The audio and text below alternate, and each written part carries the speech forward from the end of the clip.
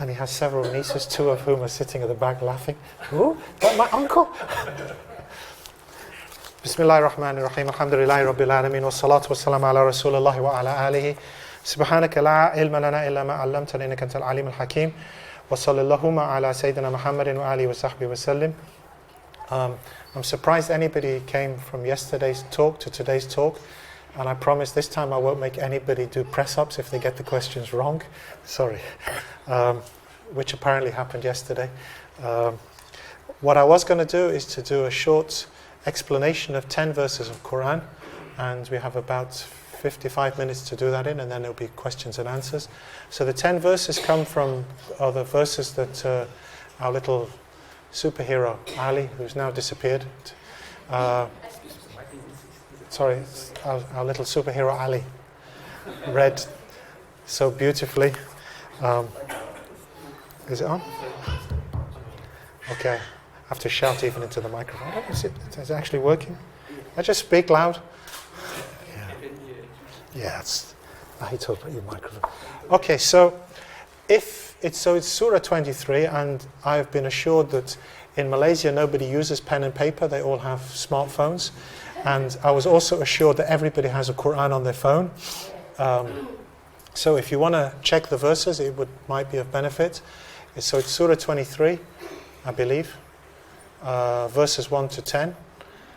Depending on how you count 1 to 10, inshallah, it ends with الَّذِينَ يَرِثُونَ الْفِرْدَوْسَ هُمْ فِيهَا خَالِدُونَ. So the beginning is قَدْ أَفْلَحَ الْمُؤْمِنُونَ. And what I'm going to do is I'm going to try and break down each part. But why have I chosen these verses? First of all, there are a number of special reasons why these verses are stand out. First of all, the Prophet ﷺ said, لَمَّا خَلَقَ اللَّهُ جَنَّةَ عَدَنٍ. When Allah created the Garden of Eden. And this is really important, because to understand the surah, you need to understand the beauty of the language of the surah, but also the words that the Prophet ﷺ used to describe him. He says, لَمَّا خَلَقَ اللَّهُ جَنَّةَ عَدَنٍ. When Allah created the Garden of Eden. وَغَرَسَ أَشْجَارَهَا بِيَدِهِ. And He planted its trees with His hand. What did He do? Subhanallah. Think about those words. He planted the trees with His hand. Allah subhanahu wa ta'ala has no physical body. He has no physical body.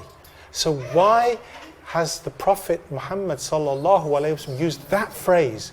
And He planted the trees with His hand. That's a rhetorical question.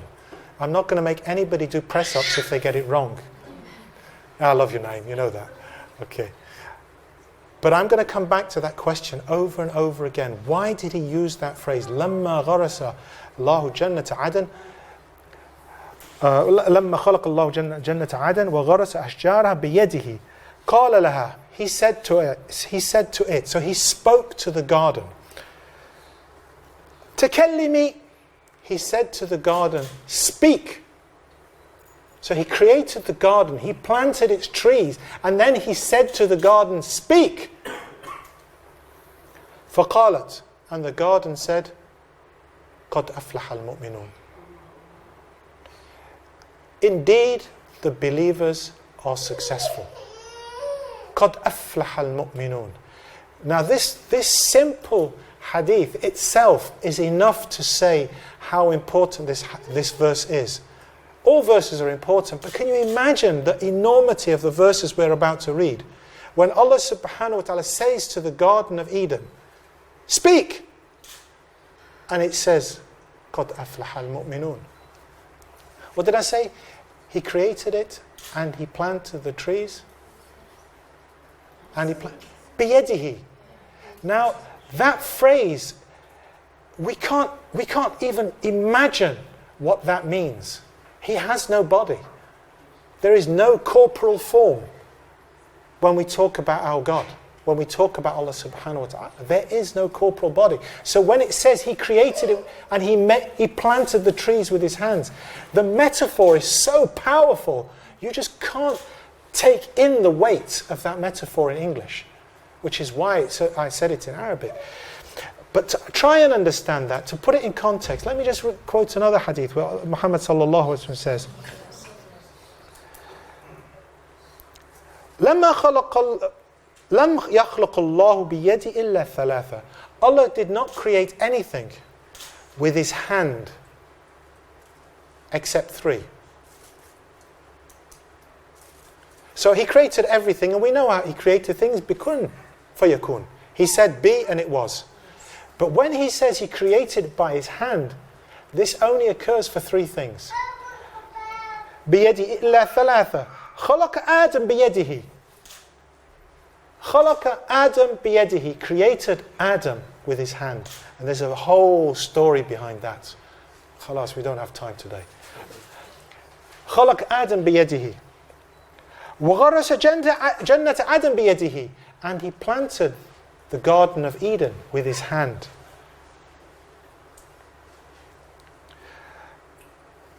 وَالتَّوْرَةَ بِيَدِهِ. And he created the Torah بِيَدِهِ. And he created the Torah بِيَدِهِ. So three things. He created Adam, he created the Torah, and he planted the garden. فَقَالَتْ. And the garden said, قَدْ أَفْلَحَ الْمُؤْمِنُونَ لَمَّا عَلِمَتْ فِيهَا مِنَ الْكَرَامَةِ.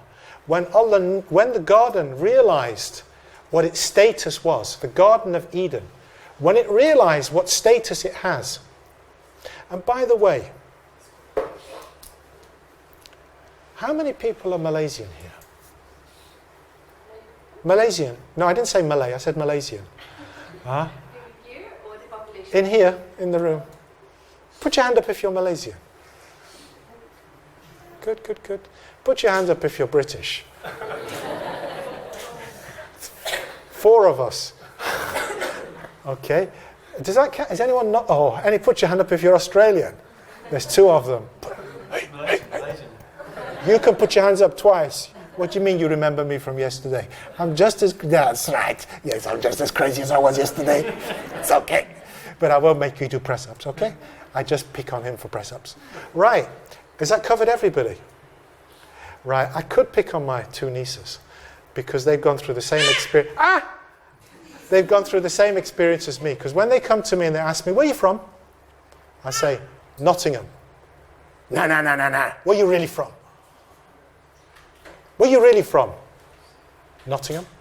No. Where are you really from? Have you been through this, Alia? Over and over. But where are you really from? And it's even more complicated for Alia and Naima because their dad is my brother, who is almost as crazy as I am. And their mother is Malaysian. So it's kind of... But anyway, what do they mean? Where are you really from? Where are you really from? What do they mean? I don't know. So they say, no, where's your dad from? And I say, he was born in South Africa. And then they get confused. Africa, South, is that like Sudan, Zimbabwe? And they get confused. And then I know South Africa. Nelson Mandela. You can see, and they say, but then they look at me and think, Nelson Mandela? No, where are you really from? Where are you really from, brother? They say to me. And then I said, Nottingham. Oh, no, your father. I said, South Africa. No, where are you really from? And what they really want to know is, am I a Pakistani? Because I don't look Pakistani. Isn't that really what they mean, Alia? That's really what they mean. They could have just said, are you a Pakistani? I could have said no. And it would have stopped there. But what no, where are you really from? And of course, if you go back far enough, my grandmother was born in a house on a place called Makassar Beach, okay, which happened to be in Cape Town, but they called it Makassar Beach for a reason. Why did they call it Makassar Beach? Because they came from Makassar. Okay, so where you really from, Alia? Ipoh? No, Makassar. Okay. So, is that where I'm really from? Now, if I keep asking Naeem, so where are you really from? He's from Malaysia. And they say, he don't look like Malaysian, he looked like Pakistani. So I asked him, well, I don't ask him because I'm not interested in that stuff. But he actually told me his parents were from Malaysia. But they spoke Urdu. Ah, so you are Pakistani. But they weren't, because they were from India, because they came here in 1930. Pakistan was invented in 1947. So, and he thought he was a Pathan. I met his uncle, and his uncle says that they came in 1930 on the British Army. He says they were in the Baluchi regiment, weren't they? He says, oh, yeah, how did you know? So your grandfather was in the Baluchi regiment, which probably meant he was from Baluchistan. So if we keep going along this, he's from Pakistan. No, there was no Pakistan. But if you keep going far back enough, by the way, people ask me, is he your son? And I say, yeah. And he's looking at me. I know you're crazy, but you're not that crazy. Okay? Because, alhamdulillah, I love him. That's why I make him do press-ups occasionally. Okay? But there is a reason why I say yes. For two reasons. One is the student and teacher, the relationship is like father and son. So when they ask, is he your son? Then I say yes, with that intention. And the other is that when you love somebody like a son, he's like a son. And in Arabic, we have different words for father. There's the word walid, and there's the word ab. And if somebody asks, are you, huwa waladak? Is he your boy? Then perhaps I could say yes, but if they ask me, anta waliduhu, I'll have to say no, because I'm not his father in the word walid. So anyway, that's another thing. But there's a connection there. But if we keep going far back enough, if you keep going far back enough, I'm ending up in Makassar, you're in Baluchistan, all right? Let's just cut it short, all right? If we keep going back, where will we end up? With Adam. All right. So where you really from? Brother. Where you really from, brother? Huh? Adam. And where did he live? Jannat Aden. And what did Allah create with his hand? It's your father. And my father, brother. Now when I say brother, I mean it this time. I didn't mean, where you from, brother? Because what I wanted to mean was, are you really Muslim? You're Australian. Where you from, brother? Huh? You had that as well? Yeah. And they didn't mean brother there, did they? But when I say, I love you, brother, I mean it. And when I say brother, I mean brother. You got a real brother, blood brother? Yeah. What's their names? Lucas and Noah. Right, Lucas and Noah. If I ever meet Lucas and Noah, and I hope it's soon, I will say to them, I love you, brother. But when I say I love you, brother, to Lucas, it's different to when I say I love you, brother, to you. Because there's a different kind of bond there. Lucas, if he keeps going back far enough, he ends up with Adam. And that's the bond between me and Lucas. But there's another bond between me and you. So there's another level of brotherhood here. But we're not talking about, where are you from, brother? Now I'm talking about a real bond. Something which bonds me and you as a human being. And that's what's so special about Adam. And understanding that hadith, Allah created Adam. You should never underestimate that connection. وَقَدْ كَرَّمْنَا بَنِي Adam. And we have made noble all of Bani Adam. Somebody asked me a question about, sidetrack a little bit, about, this question was about to do with domestic abuse and abuse towards females in particular. So somebody says, is it permitted for a man to wolf whistle or to insult a non-Muslim woman? And I thought, what a stupid question. Of all the stupid questions I've been asked, that must have been one of the stupidest. And I said it. They actually cut that bit out of the video. But the reason why I said it is because it has nothing to do with religion. You're not allowed to insult another human being because that sister is my sister. In the same way, Lucas is my brother. It's true that the bond between you and I is slightly higher for a different reason, but it doesn't cut down the relationship with Lucas. And I will love him for two reasons. One, because قَدْ كَرَّمْنَا بَنِي Adam. Allah has actually ennobled all of the children of Adam. But in addition to that, he's your brother. Okay? So that statement about Allah creating these three things with his hand has a real important, there's something important about it. So where did Adam come from again? Balochistan? No. Anyone here from Sri Lanka? Nobody from Sri Lanka. Do you know Adam came from Sri Lanka? Yes, no. They're looking at me. Now I know he's stupid. They're looking at these. Even your son looks at me and says, yeah, you crazy. I like you. And they're looking at me. Adam came from Sri Lanka. If you check on the Sri Lankan tourist board website, or you read Kitab Akhbar Makkah, either source, and Akhbar Makkah of Azraqi, it mentions the story of Sayyidina Adam. Adam was created in there, lived in the heaven, ended up causing a bit of grief. Allah subhanahu wa ta'ala wasn't so happy, told him to go, he left, and off he went. And where did he land? Sri Lanka. Well, actually, Ibn Abbas says that he descended on a big island to the south of Al-Hind, which is why the Sri Lankan tourist board can actually point to the point where Adam, and there's a point called Adam's Point. But anyway, that's all from, but there's an interesting point there. If we trace it back far enough, we'll end up in Sri Lanka, and if we trace it back further, we get to the garden.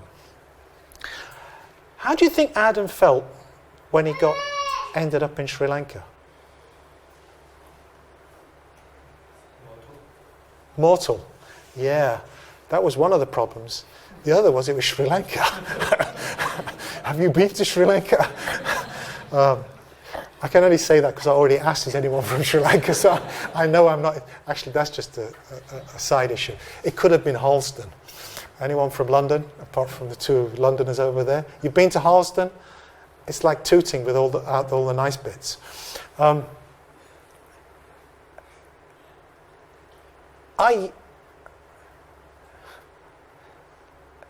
you yearn for the Gold Coast?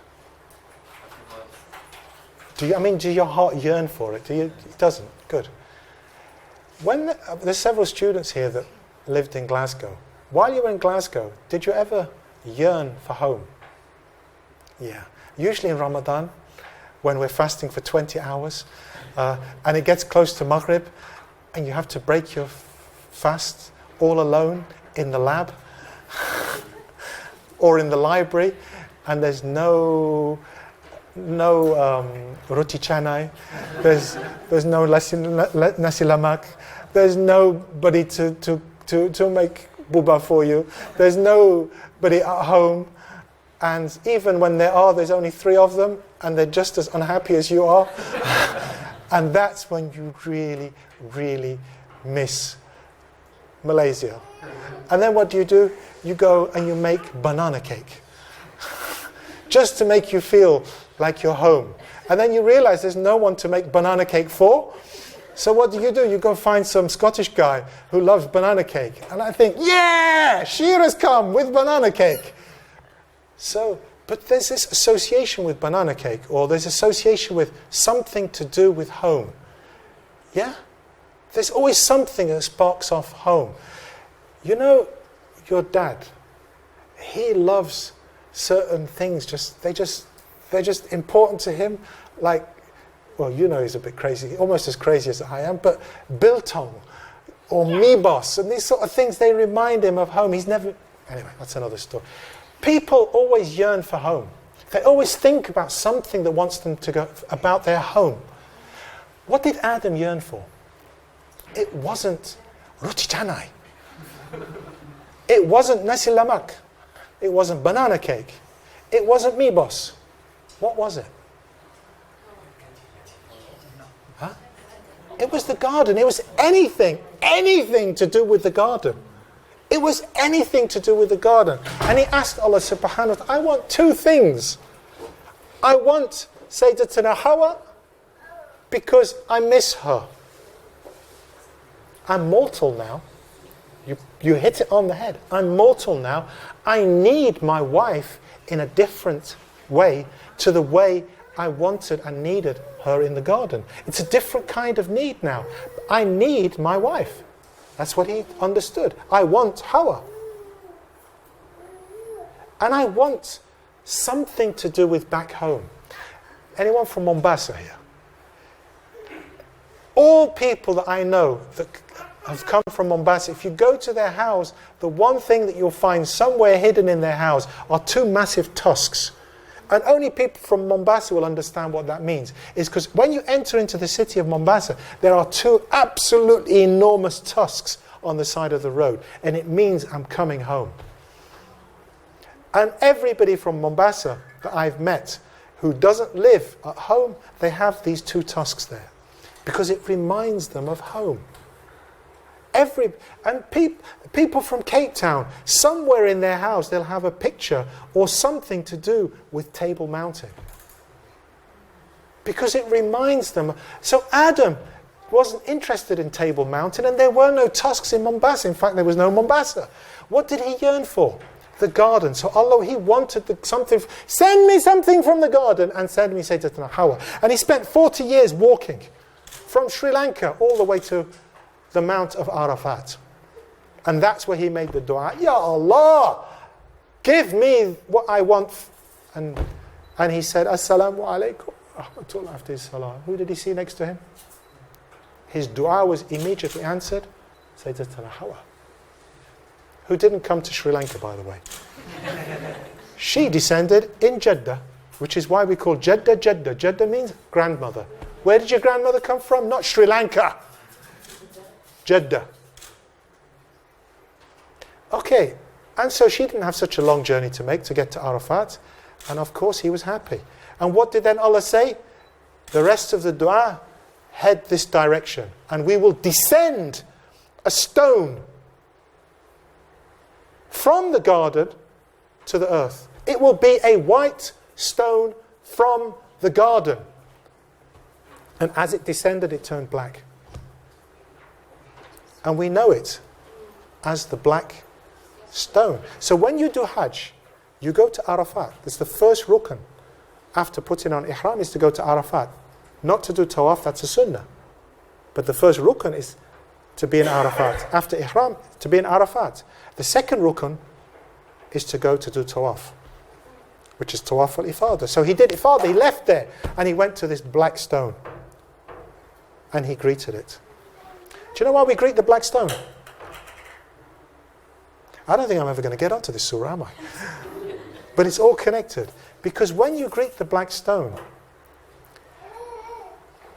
you're greeting the place where you're really from. Where you really from, brother?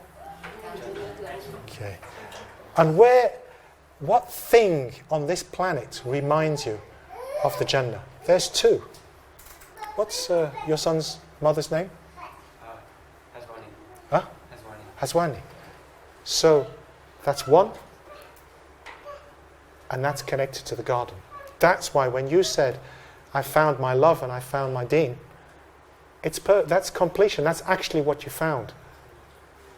In the same way that Sayyidina Adam found his love and he found his deen in Sayyidatuna Hawa. And the other thing is the black stone. Have you been yet? You will. But don't worry, because soon it'll be Isha. And then what you're going to do? Ha!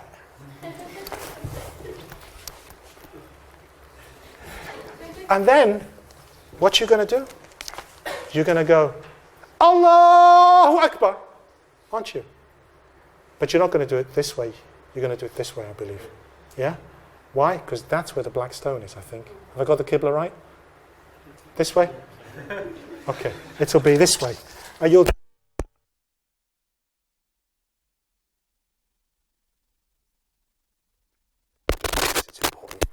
You'll say,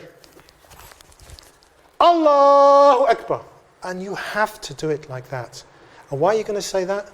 Is because that will remind you of home. All through the day. I don't know if your day is like my day normally, but my day is pretty... There's a word that I can't use in a mosque, but you can imagine what it is. And that's how my work is. My life is like that. I go to work and I deal with things which aren't very nice. All day. It's just horrible. This dunya is just horrible. And then I remember where I'm from. And then Allah says, you want to know where you're from? And I go, Allahu Akbar. And I connect with my home. I connect with my home. I start to remember where I came from. And that's what the salah is all about, is connecting with your home. Because when people ask you, Alia, where you're from, does it annoy you? It annoyed me for years and years and years. It wasn't till I was about 40 that it stopped annoying me. And then I realized I can annoy people by just winding them up, by giving them the wrong answer. And then it became fun when people, where you from, brother? But for those 40 years, from when I was his size till I was 40 and tired, it was a struggle to actually not, that question itself didn't annoy me. What really annoyed me was, where am I from and where am I going? And actually it was when you say, Allahu Akbar, in that salah, is actually where you start to feel, I do have a home. I do know where I'm going. And we call the Qibla, Qibla means direction. And that's why I asked which way is my Qibla. And you know the Qibla, you know which direction you're going in. I'm a bit of a traveller, so I'm a bit confused and I'm swimming, and that guy gave us some really good coffee, but it's making my head spin a little bit. So that's what I don't but the reality is that we know where the Qibla is. Because we know where we're going. We know where we're going. If you know where you're going, all of a sudden you start to feel okay. And it's all right. I do have a terrible job. And I do have to go to work, and it's just not nice. But it doesn't matter, because I come home. And it's got nothing to do with the football. Anybody that wants to say it's coming home, I will punch them. Because I'm from Scotland. All right? I may have been born in Nottingham, but when I say coming home, it's to do with my real home. Nottingham does have a special place, and the reason it has a special place is because where my mother and father are buried. Do you know why it's special? You know, Allah created Adam from the dust. All right? What dust? Where? What dust? What? The ground. Yeah. How did he create people? He sent the angels to collect turab from this world. The turab, what's turab in English? Dust. Yeah, earth, I think. Bits of earth. Soil, earth. Yes, soil, earth. Yeah, okay. You know what turab. So he put water in it. Where did he get the earth from? Everywhere. Now, a little bit of it came from Nottingham. Well, actually, quite a lot of it came from Nottingham. In fact, the best bits came from, well, not the best bits. The best bit came from Madina, not Madina Institute, from Al-Madina. The very best came from Al-Madina, but some of the best came from Nottingham. Actually, it's a place called Wilford Hill, to be absolutely precise. You've been to Nottingham, you know where Wilford Hill is. Now, precisely, two of the best parts actually came from Wilford Hill. And Allah subhanahu wa ta'ala was given all of this clay, and with his hands, he created Adam from clay from all over the world. And some of it came from Kuala Lumpur. And at least two of the best bits came from Wilford Hill in Nottingham. And Allah created these, and he made Adam from all the different pieces of clay. Do you know what colour Adam was?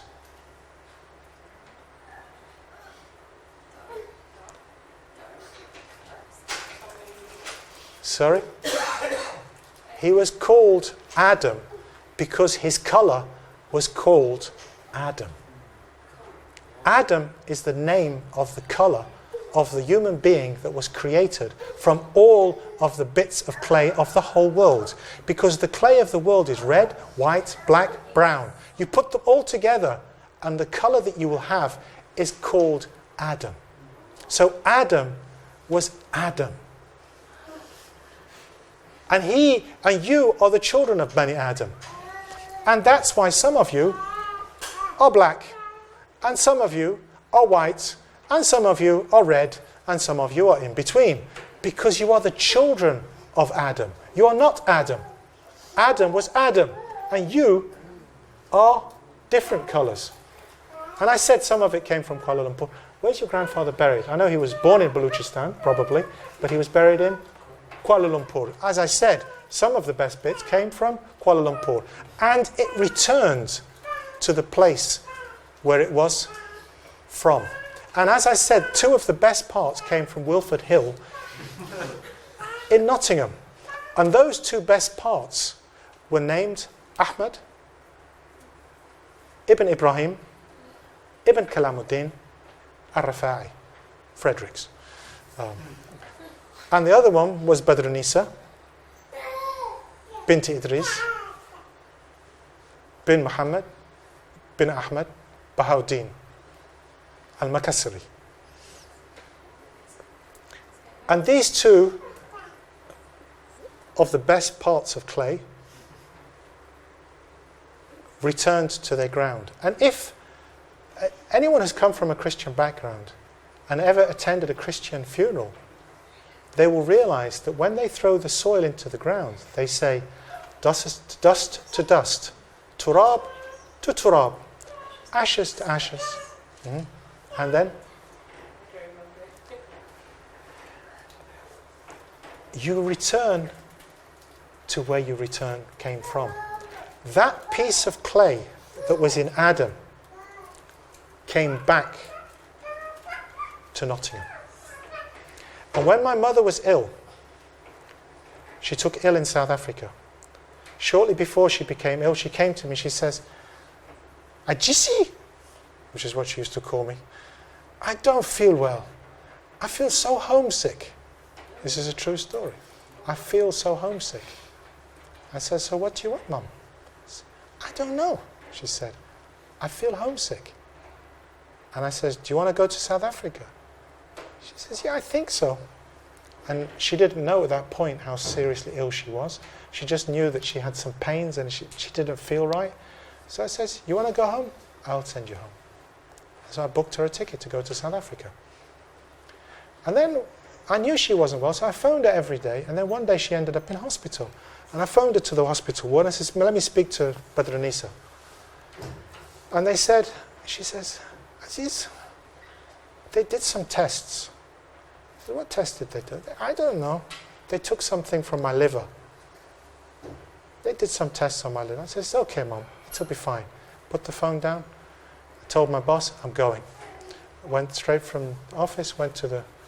a friend of mine says, get me a ticket to South Africa, the next plane.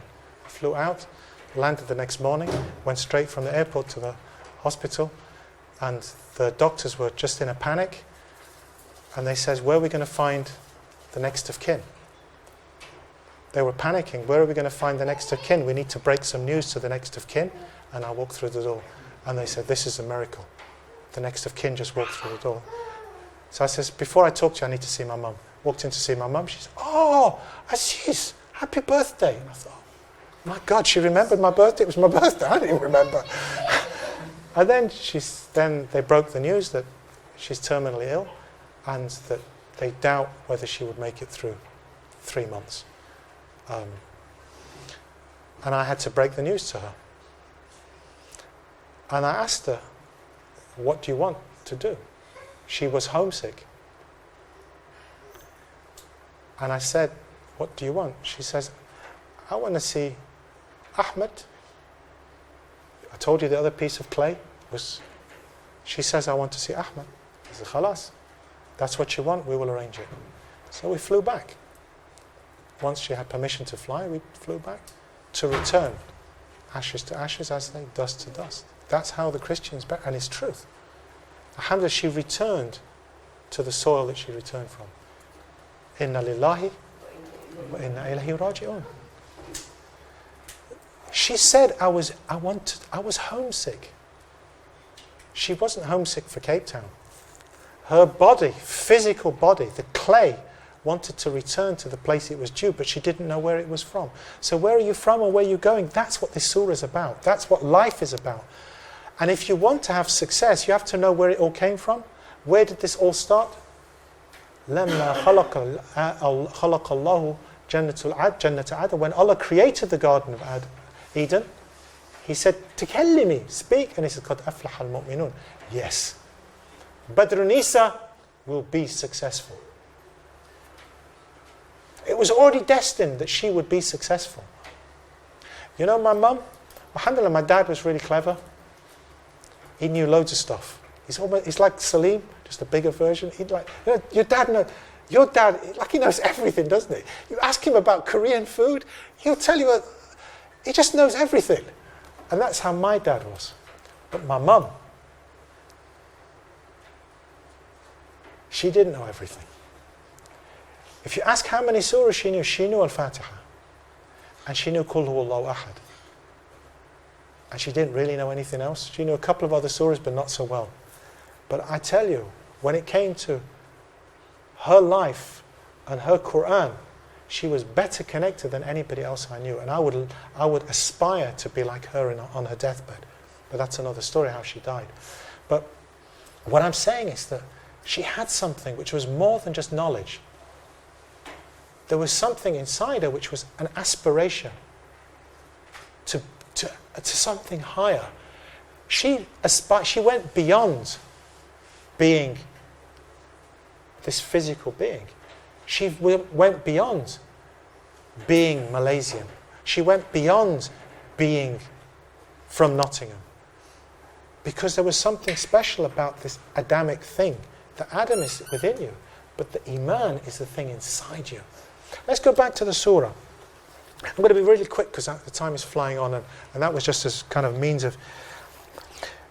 Right, I was just trying to explain why this is important. So the Prophet's... Two more quick points about how important this surah is. When the verse came down, the Prophet ﷺ said, أُنزِلَ عَلَيْهِ عَشْرَ آيَاتٍ. Allah has sent down 10 verses. مَنْ أَقَامَهُنَّ. Whoever establishes them. And please excuse my poor English, because I'm just translating exactly as the Arabic words say. Aqamaha, it means stand. Whoever establishes them, whoever stands. Allahu Akbar. Standing is a particular word that he uses. Man aqamahunna. Whoever establishes them, whoever stands by them, whoever stands upon them, whoever establishes their life in that direction, they know where they're going. Man aqamahunna, these 10 verses, man aqamahunna, dakhal al-jannah, will enter the garden. Whoever establishes these 10 verses will go to the garden. ثم قرأ, and then he read قد أفلح المؤمنون, and then he read the 10 verses that my pal Ali just read. Okay? Why else? Why is this also so important? You've all heard this hadith about somebody came to Sayyidatina Aisha radiallahu anha and says, so what was the Prophet sallallahu alaihi wasallam like? Now,